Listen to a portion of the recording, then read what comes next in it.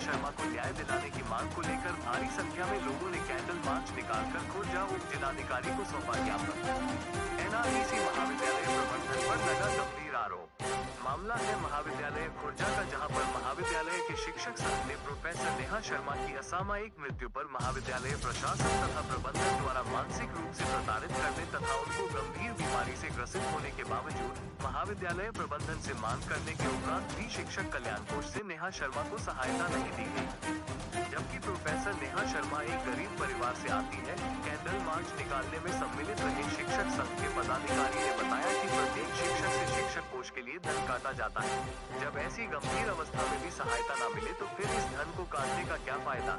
वहीं 3 मांगों के साथ नेहा शर्मा के परिवार के पुनर्वास की सहायता, मृतक आश्रित में छोटे भाई को नौकरी, जिसकी प्राइवेट नौकरी नेहा शर्मा के इलाज के दौरान छूट गई थी, उसके लिए नौकरी की मांग करते हुए उप जिलाधिकारी खुर्जा दुर्गेश सिंह को मांग पत्र सौंपा।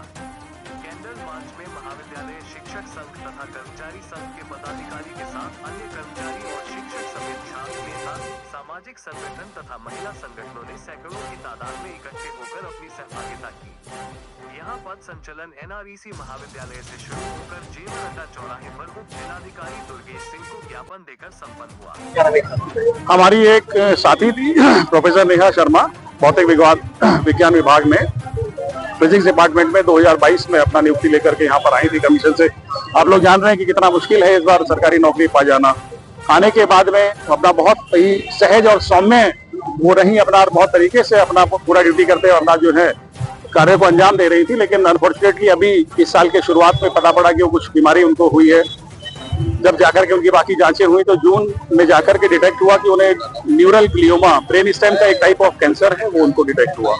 खैर, तो इस सत्र में वो जो है अपने महाविद्यालय आने में सक्षम नहीं थी। महाविद्यालय से उन्होंने मेडिकल लीव लेकर के अपना जो है इलाज आगरा के आसपास एक नेशनल होम्योपैथिक हॉस्पिटल है वहां पर कराना शुरू कर दिया। उसके बाद में 16 नवंबर को प्राचार्य प्रबंधन की ओर से उन्हें एक पत्र जाता है कि आपकी मेडिकल लीव खत्म हो गई है और आप जो है आपको ज्वाइन करना पड़ेगा, अन्यथा की स्थिति में आपकी तनख्वाह जो है वो काट दी जाएगी। जबकि कहीं भी किसी भी रूप में ये प्रावधानित नहीं है कि केवल 3 महीने की मेडिकल किसी को दी जा सकती है। यदि वो कहते हैं कोई नियम है, वो हमसे पूछते हैं कि आप नियम बताइए किससे दी जा सकती है। हम उनसे पूछते हैं आप ये बताइए किस नियम से आपने काटी। अंधेरे में रखा गया, परिवार को दबाव में रखा गया, परिवार से जबरन लिखवाया गया। उस पर जो यदि आप साइनों की चेक कराएंगे तो वो साइन भी शायद नेहा के नहीं मिलेंगे आपको, क्योंकि वो उस स्थिति में थी ही नहीं बची वो। 16 दिसंबर को वो जबरन गाड़ी में बैठ करके आती हैं, उनको ज्वाइन कराया गया। 21 तारीख से कॉलेज की छुट्टियां हो गई, सर्दियों का समय था। अपना 6 जनवरी को अचानक सवेरे उन्हें दिक्कत होनी शुरू हुई। पिताजी ने, भाई ने बहुत कोशिश करी, अलीगढ़ मेडिकल में उनको लेकर के गए, लेकिन वहां पर डेड वाली स्थिति, डॉक्टर्स ने वहीं पे डिक्लेयर्ड डेथ कर दिया उनका। उसके लिए हम एक टीचर वेलफेयर फंड होता है, उसके इलाज के लिए हमने कहा चलिए आपने तनख्वाह काट ली। एक हमारा शिक्षकों का कल्याण कोष महाविद्यालय में होता है, हमने निवेदन करते आ रहे हैं अगस्त से लगातार, हमारे पास पत्राचार है, हम दिखा सकते हैं। वाइस चांसलर को हमने लिखा, उच्च अधिकारियों को लिखा कि उस शिक्षक कल्याण कोष से आप उसको पैसा दे दीजिए। नहीं वो रिलीज किया गया, क्योंकि कहीं ना कहीं महाविद्यालय प्रशासन और प्रबंधन की इसके अंदर बिल्कुल कोई ना कोई काली इसके अंदर समझ में आती है कि कुछ ना कुछ उन्होंने दुर्भावना से उस फंड का शायद मैनिपुलेशन किया गया।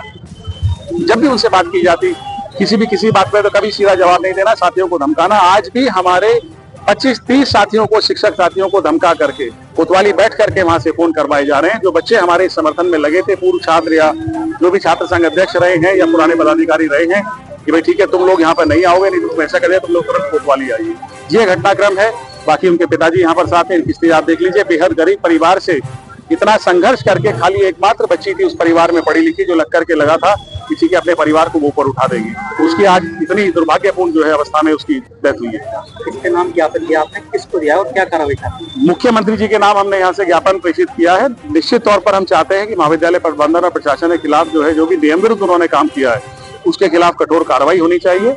नेहा शर्मा की जो भी फैमिली पेंशन है, जिसकी वो हकदार है, हालांकि न्यू पेंशन स्कीम में नहीं है, लेकिन फिर भी विशेष परिस्थितियों में उसको मानते हुए, विशेष बहुत ही अपने आप में एक विशेष परिस्थिति है, उसको मानते हुए मुख्यमंत्री जी जो है फैमिली पेंशन निर्धारित करें और परिवार में मृतक आश्रित में अनुकंपा के आधार पर एक नौकरी वहां पर उनको दें। और लेकिन उससे पहले हमने एक मांग और करी है कि महाविद्यालय में पिछले 2-3 सालों से छात्र भी देख रहे हैं, तमाम शहर के नागरिक भी देख रहे हैं, जो अराजकता का माहौल यहाँ पर बना हुआ है, जो लूट खसोट यहाँ पर चल रही है इतने प्रबंधन के द्वारा, प्रशासन के द्वारा, इसकी भी जांच करा करके वो जो सम्मान है यहाँ पे, ना शिक्षकों का सम्मान नहीं है, छात्रों का भी सम्मान महाविद्यालय में नहीं हो रहा है, ना कर्मचारियों का हो रहा है, और सबसे बड़ी बात समाज का यहाँ पे जो नुकसान हो रहा है, अहित हो रहा है, असम्मान हो रहा है।